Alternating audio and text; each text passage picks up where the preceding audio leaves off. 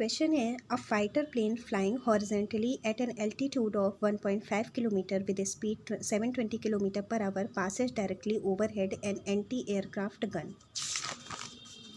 एक यहाँ पर एंटी एयरक्राफ्ट गन है और इसके जस्ट ऊपर एक प्लेन उड़ा है। कितनी स्पीड से उड़ा है? 720 किलोमीटर पर आवर की स्पीड से उड़ा है और ये कितनी डिस्टेंस पर है? 1.5 किलोमीटर की डिस्टेंस पर है।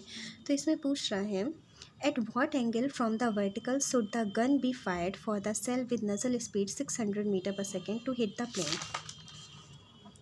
वो पूछ रहा है कि अच्छा अगर देखो हम ये जो बुलेट है इसको अगर हम बिल्कुल सीधे हिट करते तो क्या ये हिट कर जाता क्या प्लेन को? नहीं करता, क्योंकि जितनी देर में ये जो बुलेट ऊपर की ओर जाती है उतनी देर में प्लेन आगे बढ़ जाता है। इसलिए हमें बुलेट को कैसे फायर करना पड़ेगा? बुलेट को हम किसी ना किसी एंगल पर फायर करना होगा। ठीक है, तो इसमें यही पूछा है कि वर्टिकल से, हॉरिजेंटल से नहीं, वर्टिकल से कितने एंगल पर हम फायर करें कि ये इसको हिट कर जाए। तो उसके लिए देखो दो चीज़ें होंगी। पहली बात तो ये जो v है इसके दो कंपोनेंट होंगे। एक तो जाएगा v cos थीटा जो इसकी वर्टिकल स्पीड बताएगा और एक जाएगा v sin थीटा जो इसकी हॉरिजेंटल स्पीड बताएगा। तो देखो जितनी देर में बुलेट की हॉरिजेंटल स्पीड बढ़ेगी उतनी ही देर में प्लेन को भी उतनी ही डिस्टेंस पर पहुंचना होगा। मान लो प्लेन यहाँ पर है, ठीक है, और बुलेट यहाँ पर है, तो क्या ये कभी इसको हिट कर पाएगा क्या? मतलब दोनों की हॉरिजेंटल स्पीड सेम होनी चाहिए। जितनी स्पीड से हमारा प्लेन जा रहा है उतनी ही स्पीड से बुलेट को भी हॉरिजेंटल स्पीड की बात कर रहे हैं, वर्टिकल की नहीं।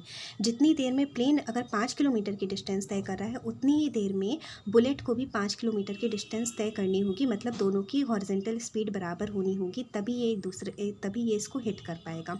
तो सबसे पहले हम इसकी हॉरिजेंटल स्पीड बराबर कर देते हैं। हॉरिजेंटल स्पीड इसकी कितनी होगी? वर्टिकल तो हो गई v cos थीटा और हॉरिजेंटल हो गई v sin थीटा। तो देखो v sin थीटा और इसकी हॉरिजेंटल स्पीड कितनी है? 200 मीटर पर सेकेंड। तो दोनों को हमने बराबर कर दिया। साइन थीटा बराबर आ गया इतना, यानी थीटा बराबर साइन इनवर्स 1/3। मतलब कितने एंगल से हमें इसे थ्रो करना पड़ेगा? Sine inverse 1/3। अब दूसरे नंबर का क्वेश्चन इसमें आगे क्या पूछ रहा है? Gun be fired for the shell with muzzle speed this at what minimum altitude should the pilot fly the plane to avoid being hit. वो कह रहा है कि कितनी ऊंचाई पर पायलट इस प्लेन को उड़ाए कि ये जो बुलेट है इसे हिट नहीं कर पाए। तो हमें ये देखना होगा कि बुलेट कितनी मैक्सिमम हाइट तक जा सकती है। मैक्सिमम हाइट तक देखने के लिए इसकी वर्टिकल स्पीड पता होनी चाहिए। वर्टिकल स्पीड इसकी कितनी होगी? v cos theta. तो यहाँ पर हमने रखा v cos थीटा, इसका मान निकाल लिया। v बाई का मान तो हमें पता है, उसने दिया है बुलेट की स्पीड 600 है। और साइन थीटा का मान हमने निकाला था ना, तो यहाँ पाइथागोरस प्रमेय निकाल के cos थीटा का मान निकालेंगे। तो इतनी आ गई वर्टिकल स्पीड। अब हमें देखना है कि ये बुलेट कितनी हाइट तक जा सकती है। तो मैक्सिमम हाइट के लिए यहाँ पर हम वो वाला फॉर्मूला नहीं लगा सकते हैं v²/2g, क्योंकि वो हमेशा ग्राउंड से एंगल बनाता था। यहाँ पर वर्टिकल से एंगल बना रहा है, इसलिए हमें ये वाला फॉर्मूला यूज़ करना पड़ेगा। v² = u² बाई इसका 2gh। तो इससे h मैक्स हमने निकाला 16 किलोमीटर।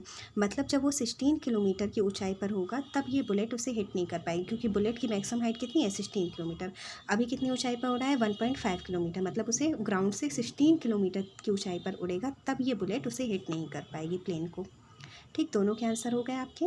पहले मैं पूछ रहा था कि कितने वर्टिकल एंगल से फेंक सकता है, तो उसके लिए हमने हॉरिजेंटल स्पीड दोनों की बराबर कर दी।